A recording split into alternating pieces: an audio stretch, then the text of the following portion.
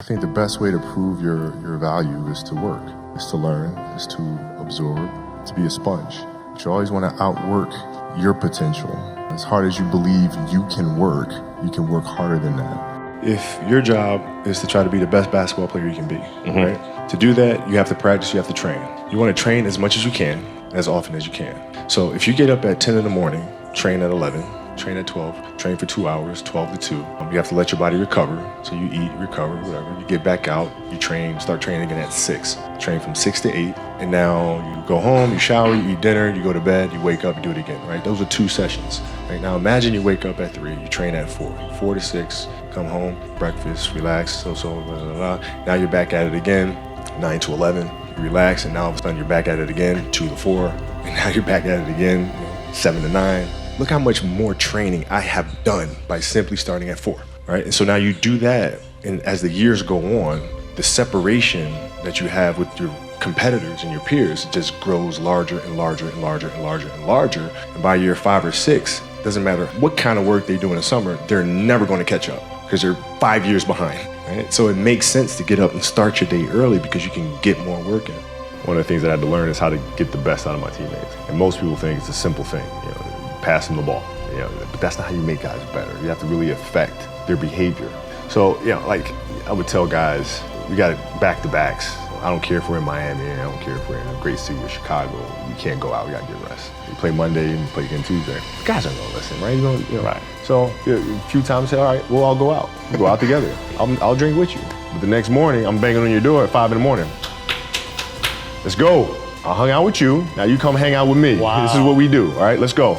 And we're at the gym, we're working out, right? We hit the bus, we go to practice, we play that night. And they're dead, and they're like, lesson learned. Listen, if you're gonna do that, but don't let that compromise what we're here to do. This is why we're here. This is why you're here in the first place. When you're in this culture in our society, you can do some phenomenal things individually, but they'll never reach their full potential unless you do them collectively.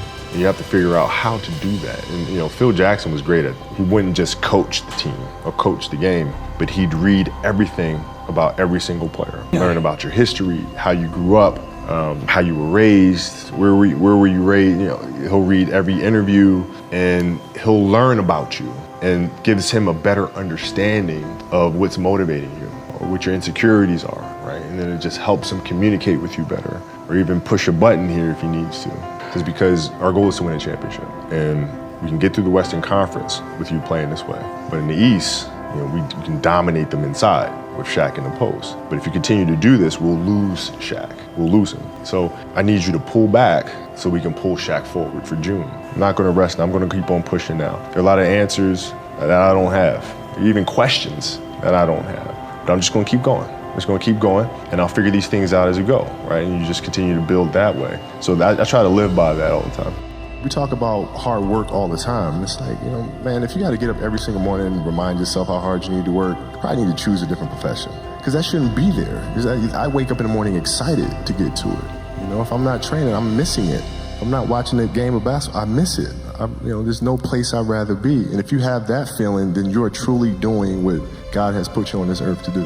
I think you have to challenge yourself to evolve and to grow. And I couldn't think of a better message for athletes in particular, because it's very easy for us athletes to kind of lose ourselves and our identity by connecting who we are to what we do.